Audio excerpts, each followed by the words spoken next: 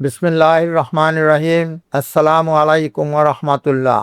আমি আজকে আপনাদের সামনে মূত্রপাথড়ী নিয়ে আলোচনা করতেছি। মূত্রপাথড়ী অর্থাৎ কিডনিতে যদি পাথর জমে তাহলে ওটাকে আমরা মূত্রপাথড়ী বলি। এই মূত্রপাথড়ী কেন হয়? অনেক সময় দেখা যায় যে অনেকের ঠিকমতো প্রস্রাব করে না এবং প্রস্রাব আটকে রাখে।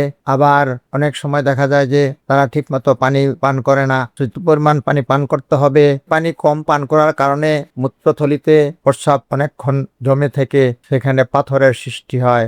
আবার অনেক সময় দেখা যায় যে যারা অনেক পানের সাথে চুন খায় এবং প্রস্রাব পানির সাথে যদি ওই অংশটুকু একটু চলে যায় তাহলে দেখা যায় তাদের কিডনিতে জমে আস্তে আস্তে এখানে পাথরের সৃষ্টি হয়। সেখানে এক বা একাধিক পাথর হইতে পারে, ছোট বড় অসংখ্য পাথরও হইতে পারে, বড় ধরনের একটাও হইতে পারে। যখন কিডনিতে পাথর থাকে তেমন একটা ব্যথা অনুভব করা যায় না। এখান থেকে একটু সরে গেলে বেশি ব্যথা হয় এবং এটার লক্ষণ হলো কোমরে এবং কুস্কির উভয় দিকে প্রচন্ড ব্যথা হবে। এত ব্যথা রোগী ছটফট করতে থাকে এবং ব্যথা নিবারণ করা কোনো প্রকারই সম্ভব হয় না। আবার দেখা যায় যে অনেক সময় ব্যথা কুস্কি থেকে নিচের দিকে, কিডনির ব্যথা, পাথরির ব্যথা নিচের দিকে নেমে যায়। আবার কোনো কোনো ক্ষেত্রে দেখা যায় উপরে কাঁধ পর্যন্ত সমস্ত শরীরে বুকেও ব্যথা ছড়িয়ে পড়ে। তখন দ্রুত ডাক্তারের কাছে পরামর্শ নিতে হবে। আপনারা যদি আমার কাছে পরামর্শ চান আমি আপনাদের এই পরামর্শ দিতে পারবো। এবং এই কিডনিতে পাথর হইলে লক্ষণ অনুযায়ী অনেক ওষুধ আছে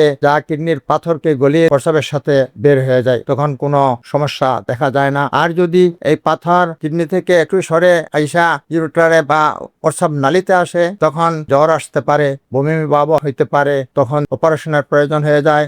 কিন্তু আমাদের কাছে তখনও যদি সাথে সাথে পরামর্শ নেয় আমরা ওষুধের মাধ্যমে কিডনি পাথর অপসারণ হয়েছে এবং টেরও পায় না যে প্রস্রাবের সাথে বের হয়ে গেছে, পরে ব্যথা সম্পূর্ণভাবে বন্ধ হয়ে গেছে।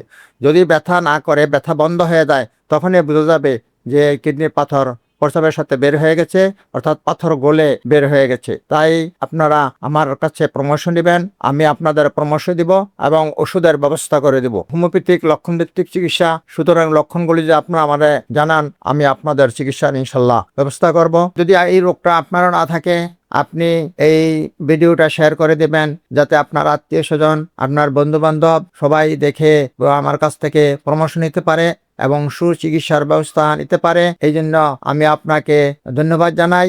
আল্লাহ হাফেজ।